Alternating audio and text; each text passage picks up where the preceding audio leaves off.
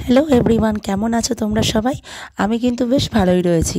আর এই দিনটা হলো আমাদের সরস্বতী পুজোর ঠিক আগের দিন, মানে হলো 13ই ফেব্রুয়ারি। আর স্কুল জীবনের এই সরস্বতী পুজোটাকে কে কে মিস করো না বলো তো? যারা এখন স্কুলে পড়ো না, প্রায় আমরা সবাই মিস করি, তাই না?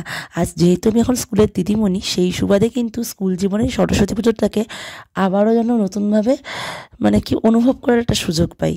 কি ঠিক বলছি তো? আর এখানে দেখো স্কুলের মেয়েরা কি সুন্দর নিখুঁতভাবে আলপনা দিচ্ছে। চলে আসলাম হলো এখন একদম ডাইরেক্ট সরস্বতী পুজোর দিনে। এখানে আমাদের বাড়িতে তো এবার সরস্বতী পুজো হয়নি, যেহেতু আমাদের 1 বছরের অসুচ রয়েছে, কিন্তু আমাদের পাশের বাড়িতেই সরস্বতী পুজোতে মাম্মামকে দেখবে একটু কিছুক্ষণের মধ্যেই একদম পুরো জ্যান্ত সরস্বতী সাজিয়ে নিয়ে চলে গেছিলাম হলো একটা বিশাল উদ্দেশ্যে।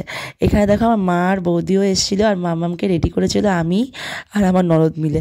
প্রচণ্ড ছটফট করছিল, দেখতে পাচ্ছ। এতক্ষণ নিশ্চয়ই তোমরা বুঝেও গেছো যে কী কারণে ওকে নিয়ে এসেছি এত সুন্দর সাজুগুজু করিয়ে। এখানে মাম্মামকে আজকে হাতে খড়ি দেওয়া হচ্ছে। ওর যেহেতু স্কুলে ভর্তির টাইম হয়ে গেছে, তাই জন্য হাতে খড়ি দেওয়াটা এখন মাস্ট। সেই জন্য তোমরা একটু এনজয় করো। এটা আমার দিকে 1 2 এই দেখা 3 4 5 ABC করে দেবে। এ এটা এ তো এটা দেখো বি বাবা, এটা দেখো সি, এটা দেখো ডি, এটা দেখো আরেকটা ই, এটা দেখো আরেকটা একটু বাংলা লেখো।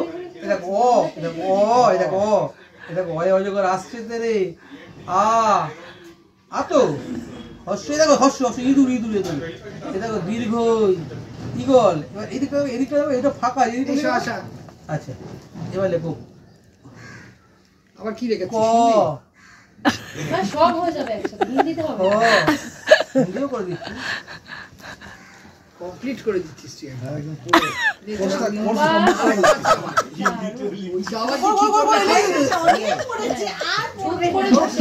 ভালো হিন্দি করছে না। আচ্ছা আর কি করবো? একটু আঁকো এটা ফুল আঁকো। দেখে যা দেখি, দেখে যা, এই দেখো কি সুন্দর কি সুন্দর, ভেরি গুড, খুব ভালো। মুখটা করেছে দেখো। নম করো, আমার নম দাও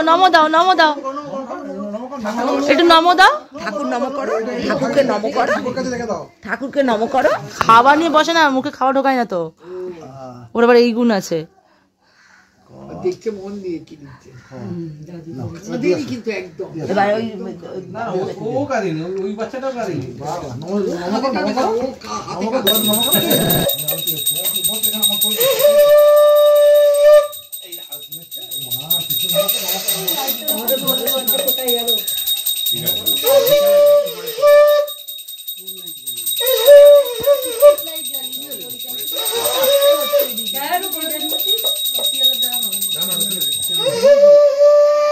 সকাল সকালে দেখতেই পেলে সোনামার আজকে হাতে খড়ি হলো। আর এই দিনটা আমাদের খুব স্পেশাল, কেননা পড়াশোনার জীবনে বলতে পারি একটা সূত্রপাত আর কি। সো হাতে খড়িতে ও কিন্তু খুব এনজয় করেছে। মানে প্রথম দিকে একটুখানি মানে ঘুম থেকে উঠেই যেহেতু রেডি করিয়েছিলাম, তাই একটু জ্ঞান করছিল, তারপরে ঠিকঠাকই মানে ভালোই মানে মোটামুটি দিয়েছে। আর এখন হলো ওকে আবার রেডি করবো হলো, আমি এখন এসেছিলাম বাপের বাড়িতে, মায়ের সাথে ওকে পাঠিয়ে দিয়েছিলাম। মায়েরা গেছিলো হাতে খড়ি দেখতে, তা মায়ের সাথে ওকে একটু পাঠিয়ে দিয়েছিলাম। তারপরে ওদিকটা একটু সামনে নিয়ে, বাড়ির দিকটা একটু সামনে নিয়ে তারপরে এখন আবার আসলাম মায়ের কাছে। এখন মায়ের কাছে এসছি, এখন মামাকে একটু রেডি করবো, রেডি করে নিয়ে একটুখানি সামনাসামনি নিয়ে বেরোবো।